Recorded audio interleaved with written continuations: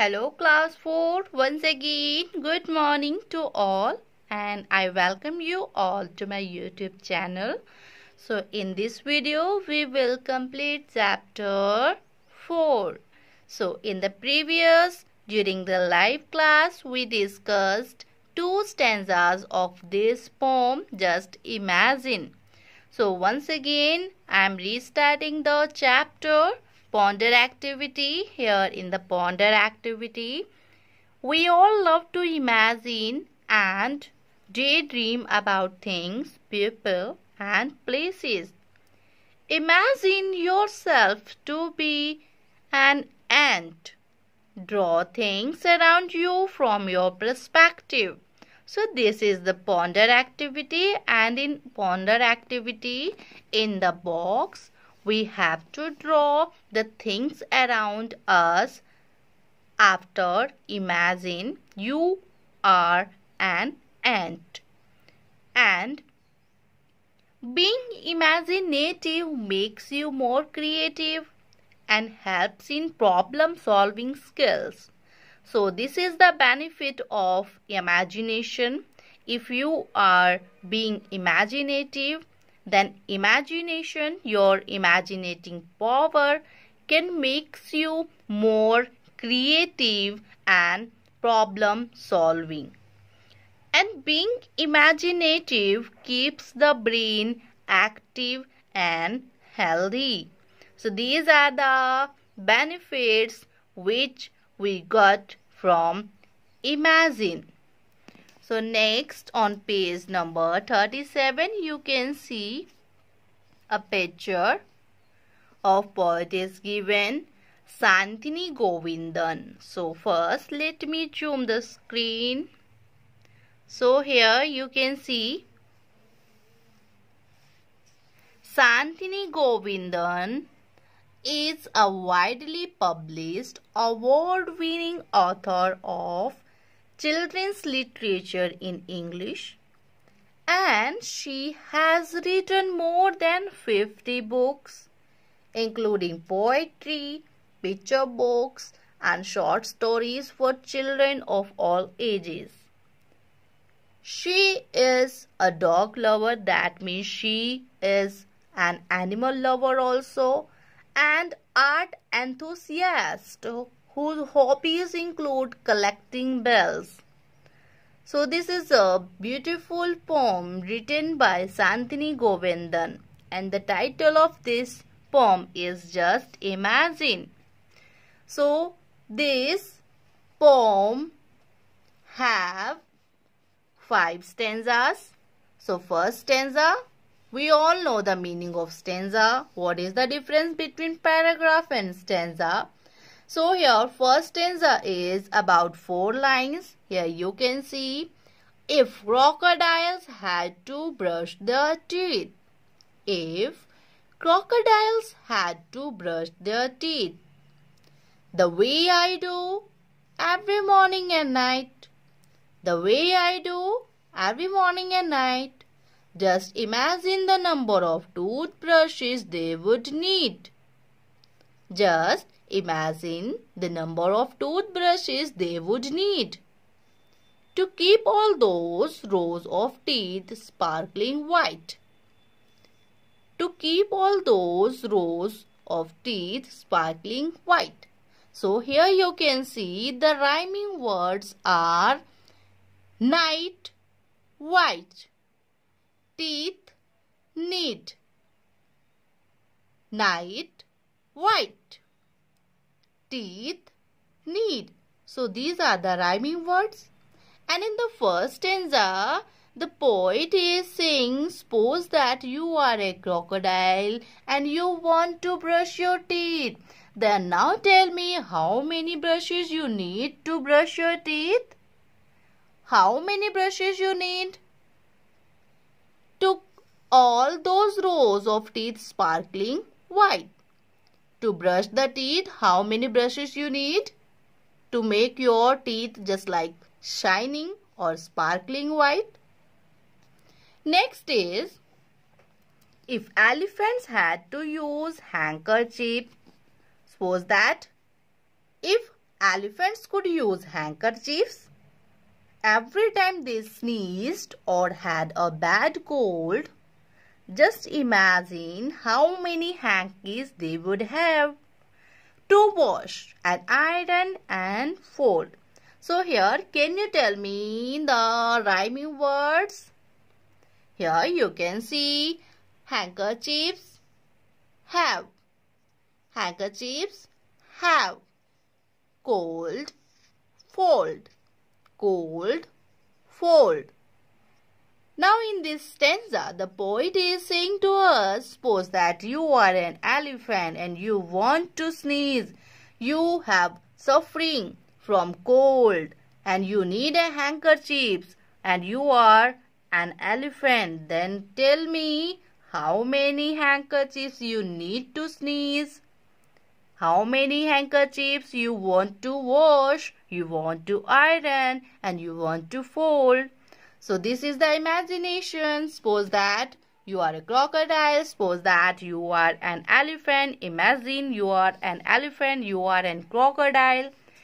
And moving on the next stanza, which would be more interesting.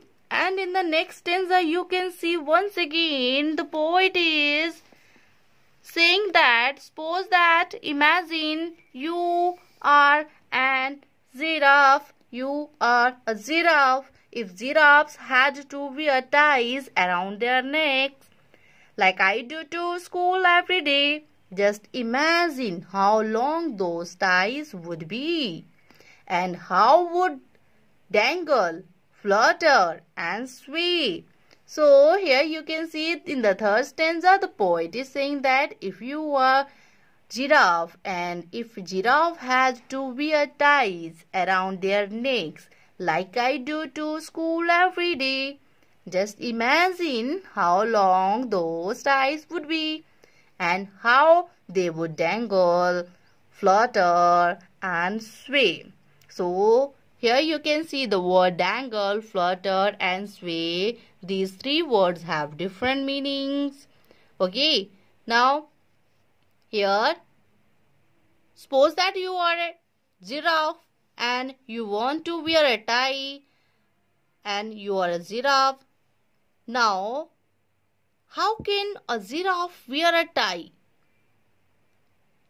If giraffe wear a tie, how the tie would dangle, how tie would flutter and how the tie would sway. So this is the imagine. Next, in the next stanza, if centipedes had to wear boots with laces. Have you seen centipedes? क्या आपने centipedes देखा है? How many of you have seen centipedes? Okay, centipedes means होता है कनखजूरा. कनखजूरा आपने हिंदी में सुना होगा, जिसके बहुत सारे जो पैर होते हैं, बहुत सारे होते हैं. And here they are saying that if centipedes had to wear boots with laces all fastened and tied up tight, just imagine what a tangle of legs there would be. Centipedes have so many legs, so centipedes need so many boots, so many shoes to wear, and imagine how all the boots tangle in the legs, and there would be if just one of those laces wasn't done up right. So this is the imagination. The poet is asking to us to imagine just like you are a centipede. Next is if children like me. If children like me had wings like birds. Now imagine you have wings like birds have, and with which we could fly and soar up high. Just imagine how many children there would be zooming about in the sky. So zooming moving fastly, moving quickly, flying fastly. This is the meaning of zooming. Suppose that you have wings and you want to fly. If you have wings, then you could fly in the sky just like birds are doing. And just imagine how many children there would be. Suppose that you are a children and you have wings, and some other students also have wings, and you all could fly in the sky. That would be a wonderful scene, and it will be a beautiful scenery. So zooming about in the air, in the sky. So in this chapter, we imagine so many things. We acted or behaved like so many creatures. First stanza, we behave, we think like a crocodile. And in the second stanza, it's all about elephant. And in the third stanza, the poet imagined herself as a giraffe. And in the fourth stanza, centipedes, and the last, just like birds. So that's all about today's class. In today's class, we read all the stanzas of chapter 4. Now we have to look on the rhyming words. Here you can underline the rhyming words. First one is, here you can see, first is teeth and neat. Second, night and white. And in the next stanza you can see handkerchiefs and have, cold and fold. So these are the rhyming words.